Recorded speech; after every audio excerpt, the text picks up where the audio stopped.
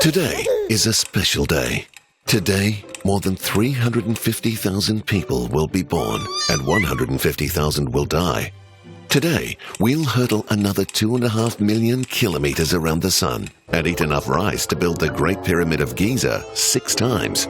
Today is special because of what God is doing in it. Ever since God created the very first day, He has been shaping history and unfolding a story so magnificent that all people on earth need to hear it. His plan of seeking and saving the lost through Jesus unfolds through the entire Bible. Each day, the Old Testament pointed to the greatest event of all, the day when God rescued people.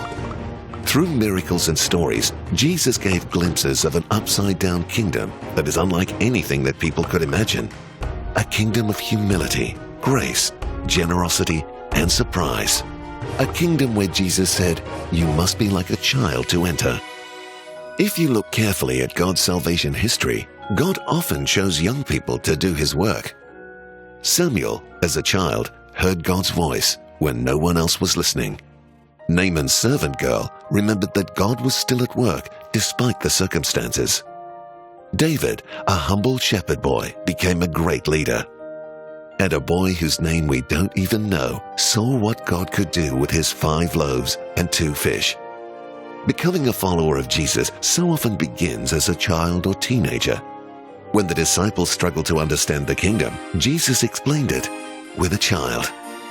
Today, 50% of all humans are young. Today is an extraordinary day. But for many, today is also a sad day. Today, more children will go hungry than ever before. More will be abused as slaves, laborers, and soldiers.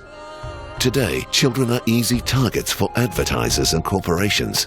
Many will struggle to get an education. And today, it's estimated that 1/3 of all children in the world have never heard about Jesus.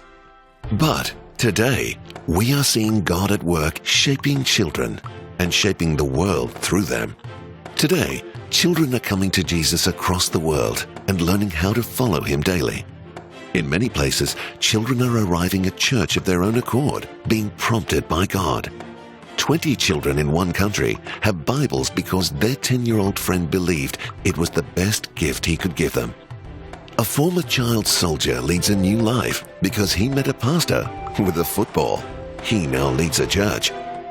Today, children are caring for others and their world. Street kids in one city prayed and marched together to advocate for justice.